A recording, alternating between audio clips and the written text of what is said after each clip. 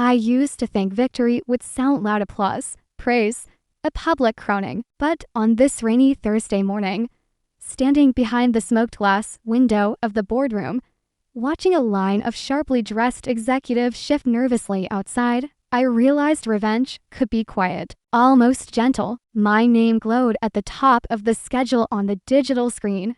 Mar Ellison, founder and CEO, Circulink Transit Systems, investor review session, mandatory attendance. I could see them from here. Soren, with his arrogant smirk now erased.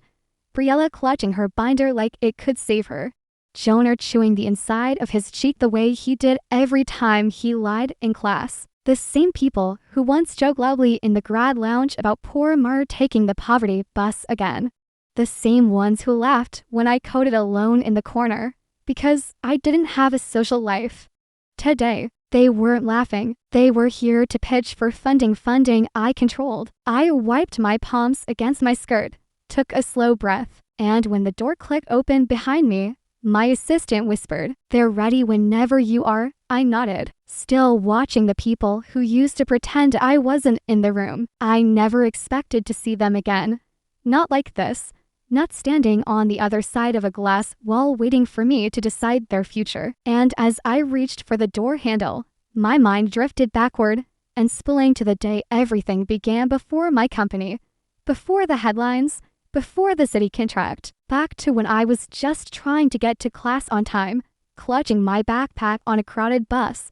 That morning had the same gray sky hanging low over the city, the kind that made everything feel heavier. My bus was late again, and the humid air stuck to my clothes as I squeezed into a seat near the back. I remember the stale smell of wet coats, the scratchy fabric of the seat, and the way people avoided eye contact.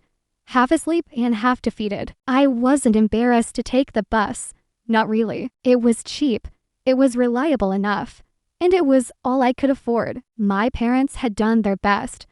But grad school was expensive, and I didn't want to bury myself in loans I'd spend decades repaying. But the others in my cohort, children of rich consultants, real estate heirs, and tech executives, treated the bus like a symbol of failure, a low-status confession, a living punchline. I still remember stepping into class that day, laptop tucked under my arm, hair frizzy from the mist outside. Soren glanced at his friends, smirked, then stage whispered, "Here she is, Mara the Metro Queen." They laughed. Not one chuckle, a whole chorus, loud enough to echo off the whiteboards. I kept walking, my face warm, my throat tight. I told myself I didn't care, that I was stronger than their shallow jokes. But humiliation doesn't listen when you talk to it. It finds the cracks and seeps in. I took a seat near the window, trying to lose myself in the project we'd been working on for weeks.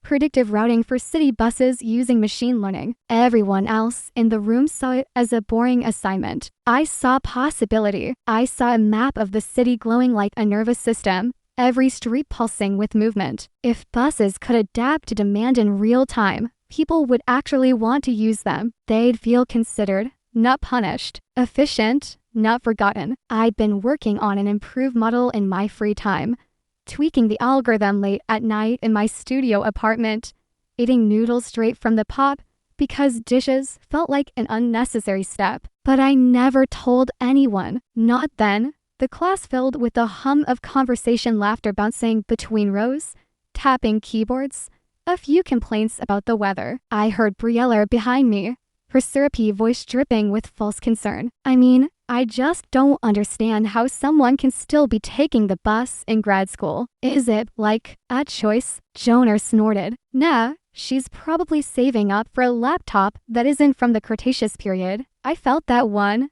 hard, because it wasn't untrue. My laptop was old, overheating, faintly buzzing like a dying beetle every time I opened too many tabs. I quietly closed one now, hoping the fan wouldn't kick up. The professor entered and began outlining the day's lecture, but the words blurred. I tried focusing. I really did. But humiliation has a way of sitting on your shoulder and whispering reminders.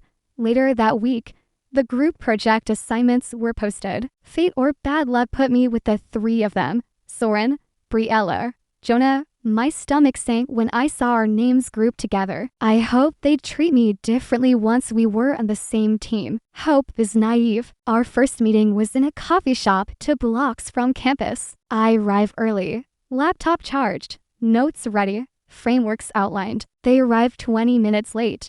Iced lattes in hand. Sunglasses still on even though we were indoors. Soren dropped his bag onto the table like he owned the place. Okay, he said, not even looking at me. So we'll handle the presentation. And, Mara can do the coding part. All the coding. I asked quietly. Well, yeah, he said, as if I had asked him why grass was green. You're good at that stuff. And we've got, other commitments. I wanted to challenge him. I wanted to ask why 3 well-funded students with MacBooks that cost more than my rent couldn't contribute. But the words stuck in my throat. Instead, I nodded. My heart sank a little deeper. The next 3 weeks were a parade of ignored messages, last-minute demands, and a growing ache in my chest. They sent me half-formed ideas, incomplete data, and scribbled notes that looked like they'd been written during a hangover. I did everything. I built the model, cleaned the dataset, wrote the report, created the simulation. On presentation day, I watched them stand confidently at the front of the room, speaking over my work like they had breathed life into it. They strutted through the demonstration. They laughed about team collaboration. When the professor praised the technical depth of the model, Soren gave a modest shrug. No mention of me, not even a glance. After class, as they left with smug smiles, I packed my bag slowly, feeling a familiar mix of exhaustion, shame, and quiet rage swirling inside me. But that night, sitting on the floor of my apartment with takeout containers beside me and code open on my screen, something hardened. Not bitterness, clarity. They didn't think I belonged in their world. They didn't think someone who took the bus could ever outrun them. They believed their money made them important. I believed their laziness could make them irrelevant. And belief, when paired with skill, can become something powerful. So I kept building. For months, quietly. Invisibly, my predictive model became a routing engine, then a dynamic supply system, then a full mobility platform. I named it CircuLink. It started as an idea between me and my old overheating laptop. It became a network that could transform a city.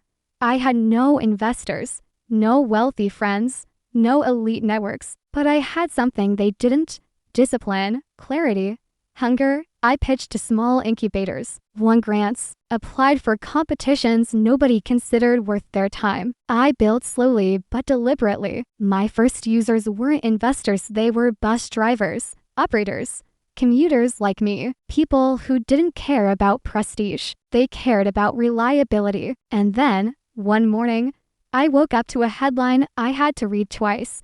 City announces partnership with CircuLink, transit overhaul launching next year.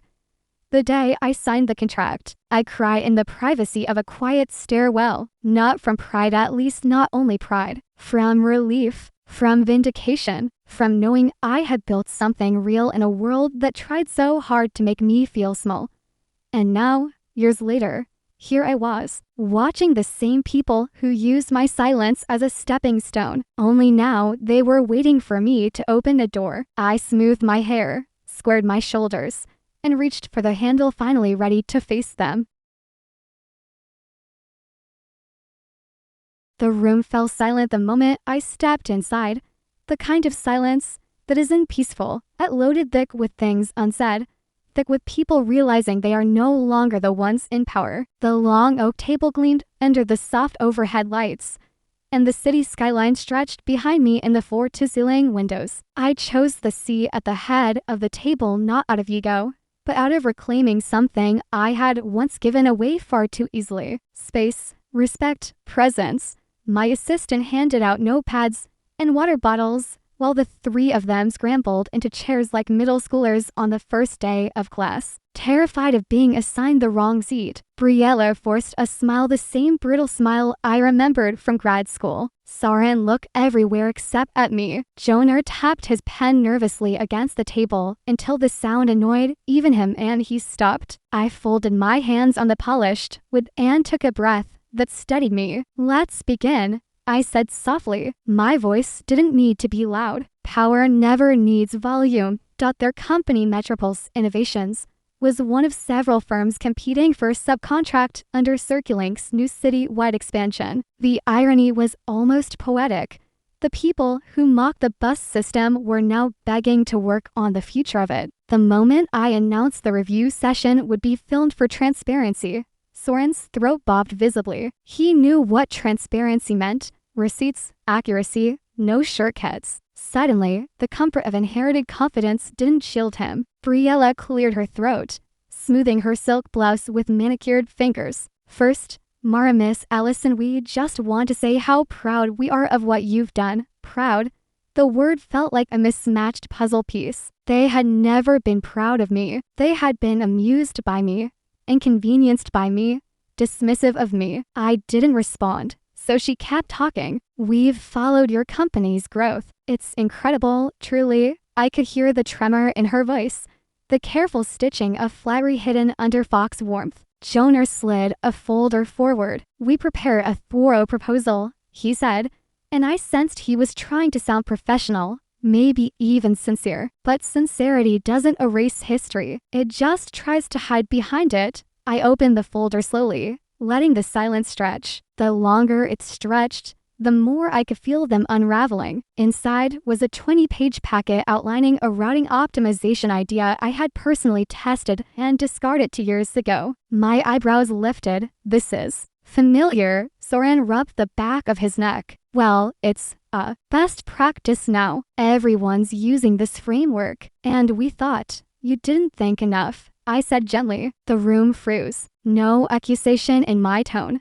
just truth. One thing I had learned over the years: truth spoken softly carries further than anger shouted. "This model," I continued, tapping the page, "is inefficient for real-time surge conditions. It would collapse under mixed-mode traffic." Jonah's face paled. "We were planning updates, but you submitted it without them." They had always done that: submitted incomplete work and expected the world to applaud, expected someone like me to fix it in the background, expected effort to be optional. I leaned back, feeling a strange mix of déjà vu and distance. "Do you remember our grad school project?" I asked casually, almost conversationally. Their bodies tensed instantly, shoulders stiffening in unison. A single memory can change the oxygen in a room. "You mean the predictive routing assignment?" Soren asked slowly. I nodded. "Yes, the one where I did all the coding." Briella blinked hard. "We contributed. You contributed your names to the final slide," I said lightly, not with bitterness, with perfect clarity. A beat of silence. Then another. "There's a kind of justice that doesn't require revenge, just acknowledgement, just truth laid bare in a room where no one can run from it." Their discomfort washed over me.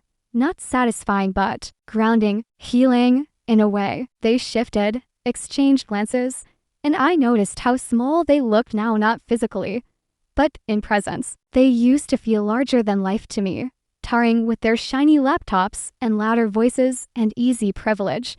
But now, they were just people, imperfect, unprepared, transparent. "CircuLink wasn't built by shortcuts," I continued. "It wasn't built by cutting corners or leaning on other people's labor. It wasn't built by entitlement." I ran my fingers over the edge of their proposal packet. "So, if you want to work with us, you'll need to demonstrate something you never had to show in school: real capability."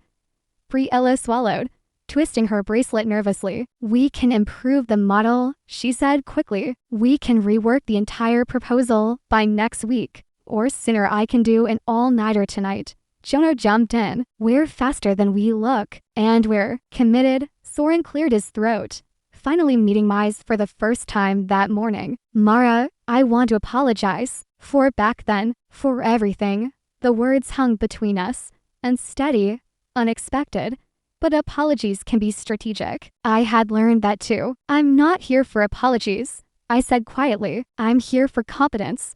And then something shifted inside me: not anger, not vindication, but a calm recognition that life had moved on. I wasn't the girl in the bus seat anymore. I wasn't the one shrinking under fluorescent classroom lights. I wasn't the student ignored at coffee shop meetings. I had built something that mattered, and now they were facing the consequence of their own expectations. Not because I saw revenge, but because I stopped believing their world was the only one worth entering. We moved into technical questions next, and this was where years of hidden work spilled through me like muscle memory. I asked them about load distribution under peak hours, algorithmic fairness, pedestrian integration, cross-borough synchronization. Their answers ranged from half-correct to completely unprepared. Every time they struggled, a faint echo of my past tugged at me those nights I stayed up coding while they partied. Those days I carried the project alone, while they made jokes at my expense. The role reversal was almost surreal. At one point, when Soren stumbled through an explanation of multimodal onboarding, I saw panic flicker across his face. But I didn't rescue him. They had been rescued their whole lives. They didn't need me to join that tradition. Finally, after nearly an hour, I closed their folder and folded my hands again. "Thank you," I said evenly. "I've heard enough." Their eyes widened with anticipation, fearful, hopeful, and certain. "We'll continue reviewing other applicants this week," I continued. "You'll receive our decision soon." That was all. Meeting adjourned. They stood slow, like people unsure if the ground was steady. Brielle gathered her papers with trembling fingers. Jonah avoided my gaze completely. Soren lingered near the door, as if debating whether to speak. He took a step toward me, Mar. His voice was softer now, smaller. "I really am sorry." I believed he meant it. But meaning something isn't enough if it comes after the fact, after years, after consequences arrive. "Thank you," I said simply. "Take care." It wasn't forgiveness, but it wasn't cruelty. It was closure. He nodded, accepting the boundaries I had set without me ever having to say the word. When the room finally emptied, I exhaled deeply, the kind of breath that feels like letting go of a version of yourself you no longer need. I walked to the window, watching the city move in its patterned chaos below, cars threading between buses, bikes weaving through lanes, pedestrians hurrying with coats pulled tight. It struck me how many years I had spent inside the system before I ever dreamed of transforming it. I thought of the old bus I used to take every morning, with its broken heater and unpredictable schedule. I thought of the exhausted workers slumped against windows. I thought of the way it felt to be overlooked, invisible, quietly enduring. And I felt something warm spread in my chest. I hadn't built Circulink to prove anything to those who mocked me. I had built it for people like me, people who needed the system to work, not laugh at them. My assistant popped her head in. "Your next team is here," she said gently. "Great," I replied, straightening my blazer. "Let's bring them in." There was more work to do, more proposals to hear, a whole city to keep building. But as I sat back down at the table, I carried a certainty I had never felt before. I was exactly where I was meant to be. The rest of the afternoon moved in a quiet rhythm, team after team presenting, shaking hands, answering questions, under the steady glow of overhead lights. But even as I evaluated proposals, my mind kept circling back to something deeper, something that hummed underneath the day's events like a low-frequency vibration. Closure isn't a single moment. It's a collection of small shifts, a lifting of old weight, a quiet recognition that the past doesn't own you anymore. But the past also has a way of returning when you least expect it. It came back to me that evening as I sat alone in my office. The city already dark outside, the buildings punctuated by scattered lights like stars against glass and concrete. I opened my laptop to review the technical summaries, but my eyes drifted to a small folder in the corner of my desktop. Grad year. I rarely opened it, not because it hurt, but because it reminded me of how far I'd come and how much I had carried alone. My office was silent except for the gentle hum of the air conditioning. From here, the entire transportation district glowed below, a network of synchronized motion powered by code I once wrote at a tiny thrift store desk in my apartment. My phone buzzed suddenly, a message from my CTO, Lior. Need your input on tomorrow's keynote slides. Mostly the data viz section. I typed back quickly. Send them over. Reviewing tonight. Leora had been with me from the early days, one of the first people who saw circling not as a hobby, but as an infrastructure scale solution. She was brilliant, sincere, and unlike the people from my grad cohort, she understood that collaboration meant shared effort, not delegated labor. The message grounded me again. The world I lived in now was different. Built, earned, not borrowed. Still, when I closed my laptop and rubbed my temples, an unexpected heaviness settled in my chest. Not because of Soren and the others. Not anymore. It was the lingering echo of something I hadn't faced fully, the years I spent believing I needed to shrink myself to coexist with louder people. I was staring at the windows when a knock sounded at my open door. Soft, hesitant. Everything okay? Leora asked, stepping inside. She held a mug of coffee, steam still curling upward. You've been in here in the dark like a haunted Victorian poet. I snorted, unable to stop a laugh. It's been a long day. She sat across from me, crossing one leg over the other. Metropulse. Bad. Worse. I said dryly. Unprepared, shallow, and nostalgic in the worst way. She made a sympathetic face. People like that rarely make it past the first round. People like that used to decide whether I belonged. I murmured without meaning to say it aloud. Leora tilted her head. Used to. Past tense, yes. I nodded. Past tense. She pushed her glasses up her nose. Do you want the night off? I can finish the keynote. You've earned a few hours to breathe. If I stop now, my brain will spin all night. I said. It's easier to stay in motion. She nodded like she understood, which she did. That was why she'd been the perfect partner in scaling CircuLink. Okay, she said, standing again. But if you start brooding, I'm dragging you out for a men. When she left, the office fell silent again. Though now it felt less heavy, I opened the folder on my desktop. Old code files, pictures from the campus, screenshots of bus timetables I had used to model commuter patterns. A picture of me on a bus, taken accidentally when I was trying to unlock my phone with cold fingers. I stared at the image. In it, I looked tired, but hopeful in a way I didn't realize at the time. There were dark circles under my eyes. My hair was frizzy. My posture was small, one shoulder slightly hunched, as if trying to take up less space. I felt a strange ache in my chest. Not sadness, but tenderness. I wanted to reach back and tell her she wasn't failing. She wasn't behind. She wasn't less than the people who mocked her for choosing practicality over pride. She was building the future in the quiet margins they ignored. A memory flickered. The worst day of grad school. Not the jokes, not the project theft, not even the isolating silence in group meetings. It was the day my bus broke down in the middle of a 5-lane road during a storm. Everyone groaned, complained, and streamed off the bus in frustration.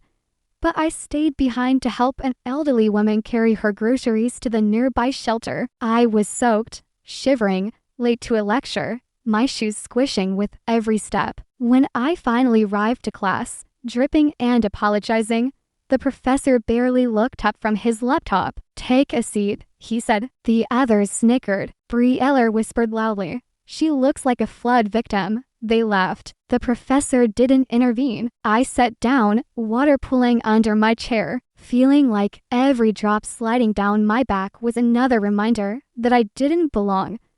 But that night, humiliated, cold, and exhausted, I opened my laptop and coded the first prototype of a real-time breakdown detection module. A year later, that module became part of the core routing engine that convinced the city to hire CircuLink. Pain had become architecture. I was scrolling through an old document when my office phone rang. I hesitated. Nobody called this line at night. I answered. Murray Ellison. A nervous voice responded. After a beat, I recognized it. Soren. I sat straighter, surprised, but not alarmed. How did you get this number? The front desk gave it, he said quickly. I told them I was calling about the proposal. I'm sorry for calling after hours. I just needed to say something. I should have told him this wasn't appropriate, that I didn't take personal calls from applicants. But curiosity anchored me. All right, I said. What is it? He let out a long breath,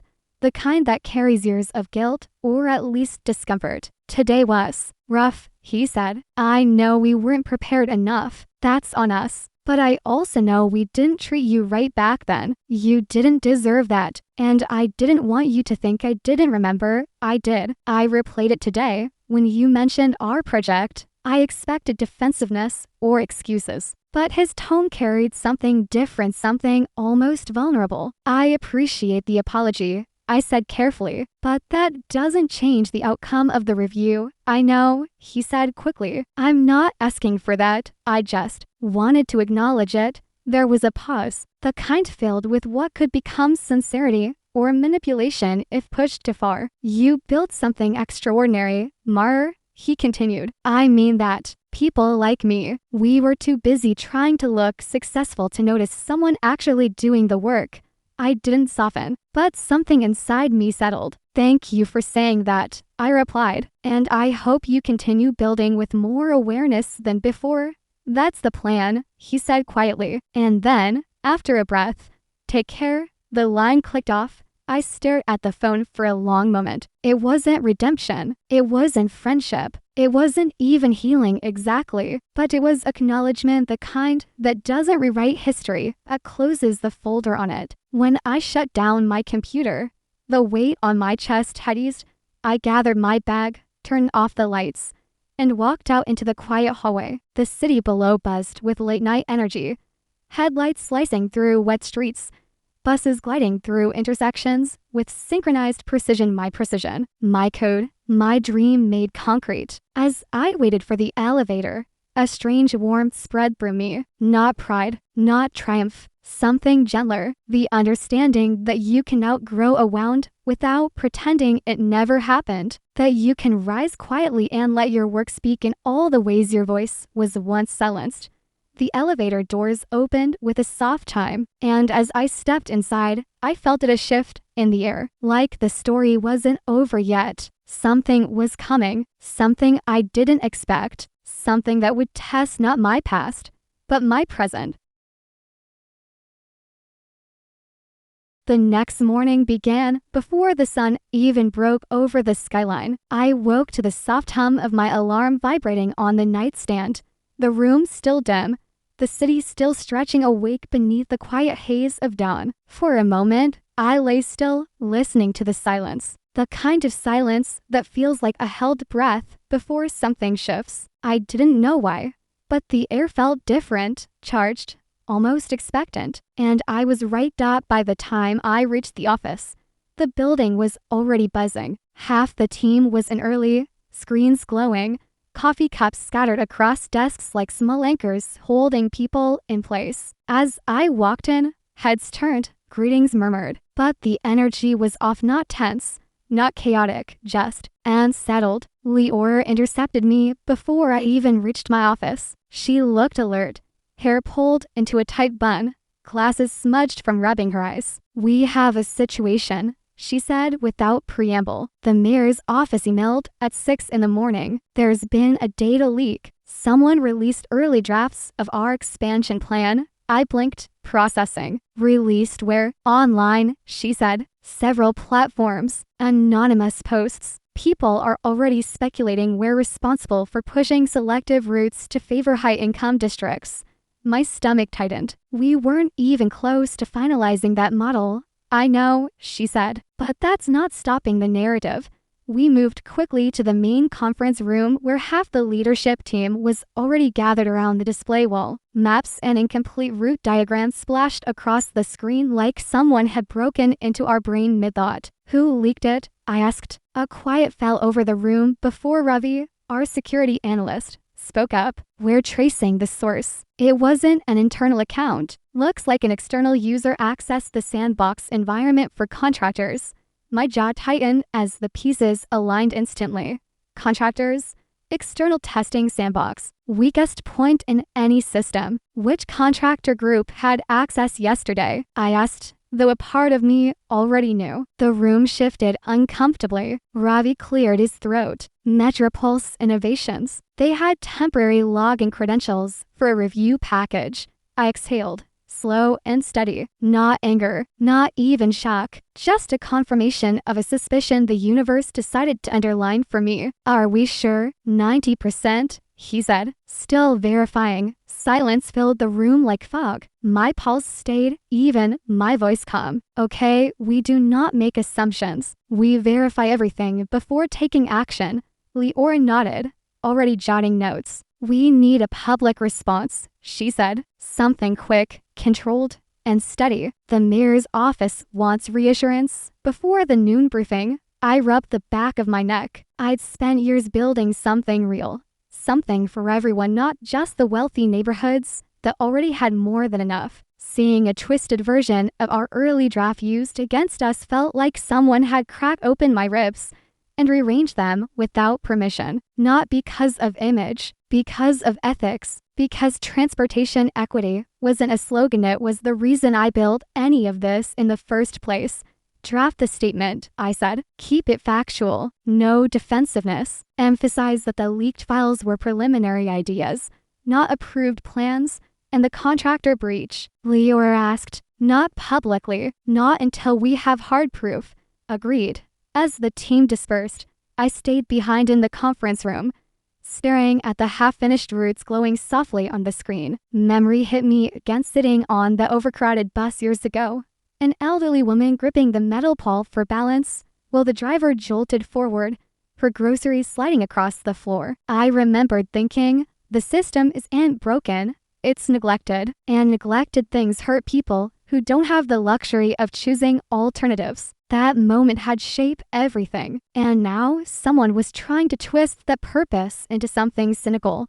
A soft knock came from the doorway. When I turned, I almost laughed at the absurd timing. Soren stood there, hands tucked nervously in his pockets, face pale and drawn. Can we talk? He asked. No, I said instinctively. This isn't the time. I know, he said quickly, stepping inside. Anyway, I wouldn't push if it wasn't important. I narrowed my eyes. Important how? He swallowed, looking like someone who hadn't slept. I think my team made a mistake. A serious one. The air thickened. What kind of mistake? The leak, he whispered. I'm not certain, but I think Jonah did it. He was furious after the review yesterday. He said we needed leverage. I felt my jaw clench. Leverage to force a reconsideration. He said miserably, to make you see Metropulse as essential. He thought releasing the early maps would create public demand for external consultation. It was stupid,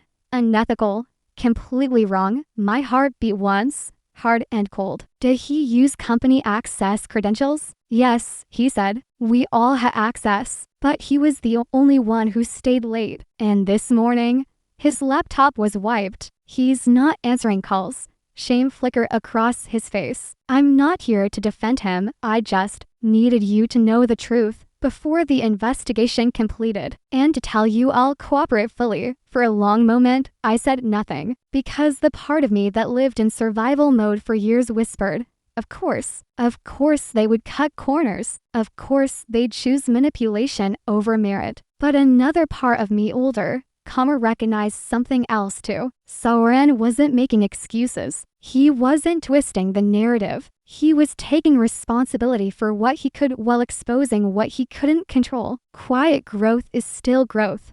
I exhaled slowly. Thank you for telling me, I said. But you understand this doesn't change the consequences. I know, he said. We deserve them. He hesitated. Are you okay? The question startled me. It wasn't polished. It wasn't strategic. It was human. I will be, I said truthfully. Once we fix this, he nodded. If you need anything, even if it's just information, I'll help. He turned toward the door, pausing once. You didn't deserve any of this. Not then. Not now. And then he left.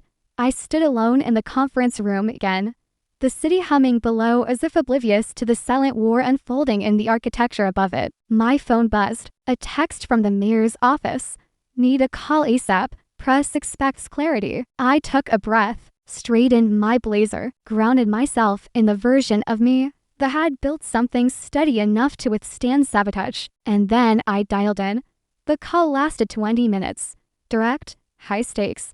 But by the end, the mayor's tone had softened, reassured by the firmness of my plan and the transparency of our process. "Thank you, Mar," she said. "We trust you. Fix it, and we'll support you." After hanging up, I walked back to my office, feeling the day sharpening into something defining. Lior came in a moment later with a tablet and a look that mixed exhaustion with determination. "We confirmed the breach," she said. "It was Metropulse's credentials." I nodded. "Prepare the termination notice and notify legal." She hesitated. "All of them." "Yes," I said quietly. "The whole team. Effective immediately." She nodded grimly and left. I sat at my desk, watching the city through the glass. Buses moved in perfect intervals. Routes adjusted in real time. People made it to work, school, appointments, lives unfolding in motion. Because of something I once spilled in the glow of a cheap desk lamp. I felt tired, but I also felt something else. A heat, a calm, burning clarity. My past hadn't come back to pull me under. It came back so I could finally close it. I opened my laptop and began drafting the internal memo. A clear explanation, a firm decision, a fair application of standards. When I finished, I reread the final line. "We do not punish mistakes. We punish negligence, and we do not tolerate sabotage." As I hit send, I felt the ground shift again. Not like danger, like alignment, like things falling exactly where they needed to. Tomorrow would bring fallout. Tomorrow would bring headlines. Tomorrow would bring consequences for them, for us, for the city.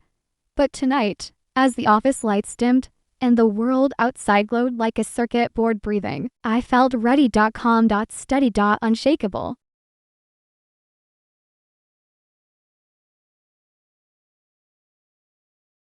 When I stepped into the auditorium for the citywide board review, the air felt colder, not from the AC, but from the tension that hummed underneath every whispered conversation bouncing off the high-voltage ceilings. This was the day the city would officially finalize the funding authority for Transway. And more importantly, the day my old grad school teammates would present their competitor app, Mobipulse. They'd been bragging online for weeks, a revolutionary way to track transit activity. Devin had posted, flaunting graphs he didn't know how to read, groundbreaking predictive routing. Cassie had tweeted, acting like the algorithm wasn't a copy of what she used to mock me for. "Investors love us," Yelena had said on a podcast, voiced too smooth to sound honest. They weren't just competing, they were trying to replace me. Replace the system I built from the bones of every insult they'd thrown at me. The late nights they partied, while I coded alone under the flickering light of my dorm desk lamp. I entered quietly, badge tucked inside my blazer, letting the room see me the way it always had come, composed, invisible until I wasn't. The city council members were already seated. Transit analysts shuffled papers, preparing performance charts. Cameras were being mounted on tripods for the public livestream. And on the far right, my old cohort clustered together in identical navy blazers. The uniform of people performing professionalism rather than living it. As I took my seat at the front, I saw the moment they recognized me. Cassie froze mid-sentence. Devin's hand twitched near his laptop. Yelena blinked so slowly it looked like a system reboot. The shock on their faces. It wasn't satisfying. It wasn't triumphant. It was quiet, soft, like the last piece of a puzzle clicking into place. Because now they knew. They knew whose name the city kept whispering. They knew who had anonymously shaped the transit overhaul, who had the power to approve or deny every proposal in that room. They knew the girl they used to joke about. Bus girl. Budget Harlow, the one who'll end up running bus tours, now held the one signature they desperately needed. And I didn't even need to weaponize it. The truth itself was enough. When the meeting began, the moderator greeted everyone. But I remained still, hands folded in my lap, expression neutral. My voice wasn't needed yet. The numbers would speak first. "Our first presenters," the moderator said, "are from Mobipulse Solutions." Cassie straightened, plastering a too bright smile. Yulan adjusted his blazer, running a hand through his hair as if that would smooth out his anxiety. Devin stepped forward with the confidence of a man who had never actually built anything on his own. They began their pitch with all the dramatic flair of people who think branding is the same as innovation. Our platform, Devin said, tapping at the oversized screen behind him, is the future of urban mobility. With advanced predictive analytics and dynamic routing, your latency issue is unresolved. One of the analysts interrupted without looking up. Devin faltered. We're still optimizing. Your predictive model pulled data from 4 outdated APIs. A councilwoman said sharply, and 2 of those sources have been deprecated for 9 months.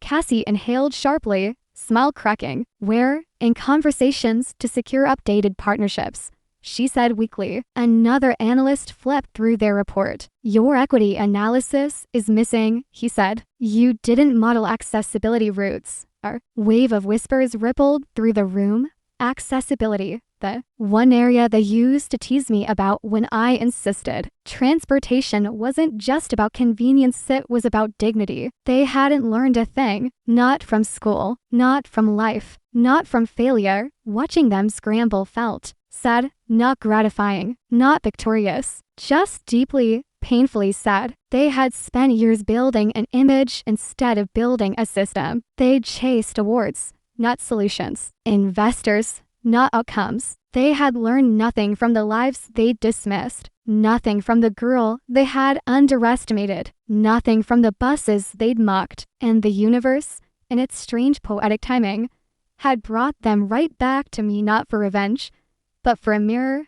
The council chair cleared her throat. At this time, she said, we invite Director Harlow Quinn to deliver the technical evaluation. Every head turned, every camera rotated, every click, every whisper, every inhale focused on me. I rose slowly, my hands steady, my heartbeat calm, not with pride, but with closure. I stepped toward the front, sensing their panic deepen with each soundless step. Good morning, I began, my voice soft enough for the microphones to lean in. I've reviewed Mobipulse's proposal. Cassie swallowed. Yulan stared at the floor. Devin's jaw clenched so tightly I could see the indentation forming. Your interface is polished, I continued. Your branding is ambitious. A few people chuckled quietly. But transit systems, I said, aren't built on polished screens. They're built on lived experience. Real data, real riders, real cities. I turned to the council. Their routing model misses 60% of shift worker patterns. Their system doesn't account for seasonality. Their algorithm copies predictive principles that have been publicly available for 3 years. A pause. And they included none of the accessibility framework that is now a mandatory requirement for urban transit redevelopment. Devin stepped forward. We can implement that, he said, voice unsteady. We just need time. I finished. Funding. The room went still. We needed that too, I said gently. We built Transway anyway. Silence.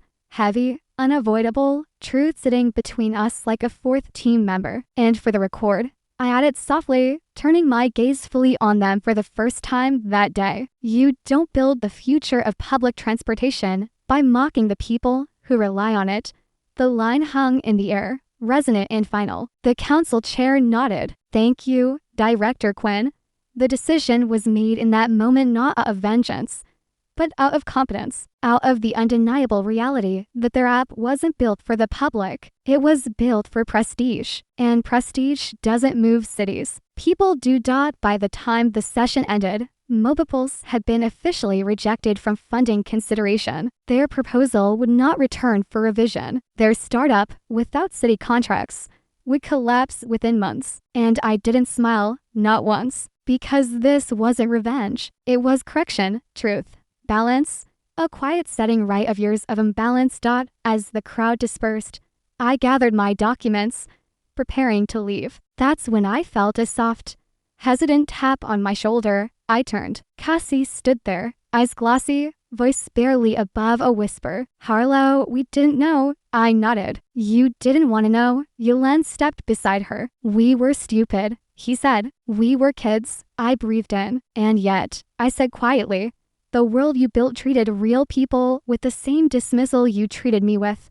They didn't argue. They didn't defend. For once in their lives, they simply stood still and absorbed the truth. Then Devin approached, anger gone, ego dissolved. If you ever considered, he swallowed. If there's any chance could we work for Transway? I looked at them, three people who had once made me feel like an afterthought, now waiting for me to speak, waiting for an answer that could rewrite their futures. No, I said simply, not cruel, not furious, just honest. Transway was built for people who understand the value of every rider, every mile, every weight. I stepped back. You never did. And with that, I walked out into the bright afternoon sunlight lighter than I'd felt in years. The world humming round me. Fuss is passing. People moving. A city I had helped shape breathing round me. And for the first time in a long time, I didn't feel like someone who had spent her life waiting. I felt like someone who had arrived. The night after the board review, the city felt different, not louder, not brighter, just clearer, like someone had wiped a fogged mirror I'd been staring into for years. I walked through the downtown corridor with my coat draped over my arm. My steps soft on the polished pavement. Rush hour buses lined the street, doors hissing open, people flowing in and out. The hum of engines blending with conversations and footsteps, and the faint sound of traffic lights changing overhead. This city breathed in rhythms. It always had. I just never realized the rhythm and I had grown together. The board had voted unanimously in favor of expanding Transway and granting me full operational control of the next phase rollout.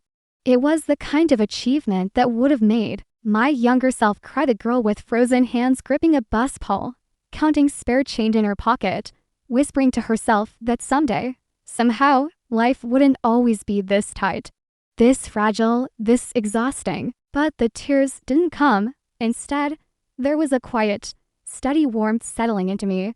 Not triumph, not pride, just peace, a peace I had never tasted before. I walked toward the riverfront, where the water reflected the gold shimmer of the skyline. The city wasn't perfect. No place ever was. But watching it move, people catching routes that came every 3 minutes instead of every half hour, real-time screens adjusting routes dynamically, wheelchair-accessible buses arriving exactly when needed. I felt something loosen inside my chest. For most of my life, this world treated people like me as afterthoughts. Tonight, for the first time, I saw a city that didn't overlook us, and I had helped make that possible.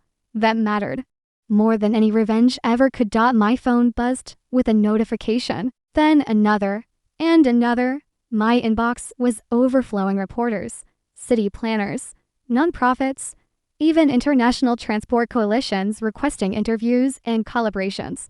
I slid my phone back into my pocket. I'd respond tomorrow. Tonight wasn't for them. Tonight was for the girl I used to be. I stopped at a familiar bus stop, the old Route 14 shelter, the one with the cracked bench and the faded map I used to memorize because missing one bus meant ruin. An entire day. It had been updated, now cleaner, well lit, with a digital screen glowing softly above the shelter. I stood there, letting memory and present moment overlap like two transparent layers. I could still see the younger me sitting here, cold, tired, pretending she didn't hear the laughter of classmates passing in their warm coats and Uber rides, pretending their jokes didn't bruise where it mattered. I could almost feel the weight of my worn backpack again, the ache of holding onto hope when the world kept telling me I didn't belong in the spaces I dreamed of. But as I stare at the new digital schedule, adjusting in real time with the flow of the city, I realized something. I never needed to belong with them. I belonged with the people who came to this bus stop after long shifts, with students balancing jobs and degrees, with nurses, janitors, line cooks, teachers, night workers, every person who made the city function quietly, invisibly, beautifully. I hadn't built Transway for prestige or applause. I built it for them, for us. A bus pulled up, letting passengers out with the soft, familiar hydraulic sigh. The doors opened. The warm interior light spilled into the cool night air. For a moment, I considered stepping on just for memory's sake, but I stayed standing on the curb, watching as people boarded comfortably, freely, without fear of being late, without juggling to transfers, without the exhaustion of unpredictability. This was enough. Seeing it work was enough. Just as the bus doors closed, I heard my name. Soft, unsure. Harlow. I turned. To my surprise, it wasn't Cassie or Yulen or Devin. It was Dr. Silas, my old professor. The only person in those years who saw more in me than a girl with tired eyes and a bus card. She wore her same crisp, black coat, her same composed expression, though now her hair had a streak of silver that suited her beautifully. I heard the news, she said. The vote, the expansion. Congratulations. My chest warmed. Thank you, I said. I didn't know you were still in the city. Still teaching, she said with a quiet smile. Still reminding students that brilliance doesn't always look expensive. We stood there for a moment, watching the bus turn the corner. She folded her hands behind her back. I'll admit, I always knew you'd do something extraordinary, she said. But this, Harlow, this is something else. You've changed an entire city's rhythm. I just wanted things to be fair, I said softly. And you made them so, she replied. We walked down the pavement together, moving slowly, unhurried. She asked nothing about the confrontation with my former teammates. She didn't need to. She knew that kind of thing resolved itself without needing dramatics. You know, she said, students tell me all the time that Trendway feels like it was designed by someone who understands them. Someone who knows how it feels to wait, to hope, to be let down by systems that are supposed to help. My throat tightened not painfully, but tenderly. It was, I said, designed by someone like that, I mean. She nodded as if she had always known, and maybe she had when she left to catch her evening train. I continued walking along the river. Row by row, streetlights came alive, watching the pathways in a soft amber glow.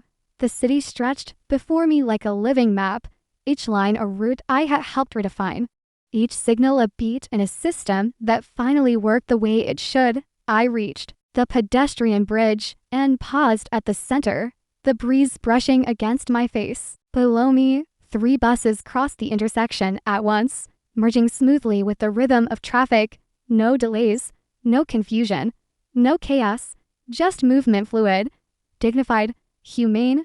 I exhaled deeply, quietly, fully. This was closure, not the loud, explosive kind, the soft kind, the real kind, the kind where your life stops feeling like something you're trying to escape and starts becoming something you're choosing to live.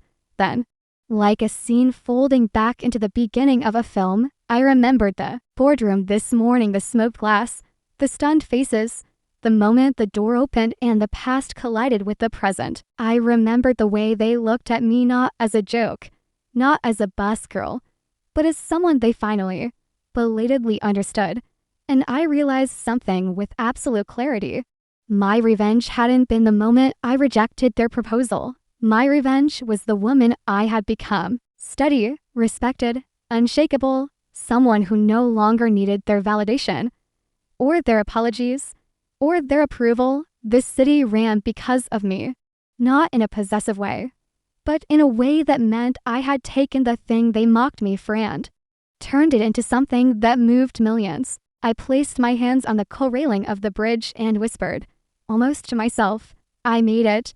Not loudly, not triumphantly, just honestly. A bus crossed below, headlights cutting through the soft evening mist. For a moment, it looked like the same bus from my mini hook, the one that used to carry a tired girl home every night, the one she stared out of, dreaming, trying, holding on. And now, years later, the world finally moved with her. The circle was complete.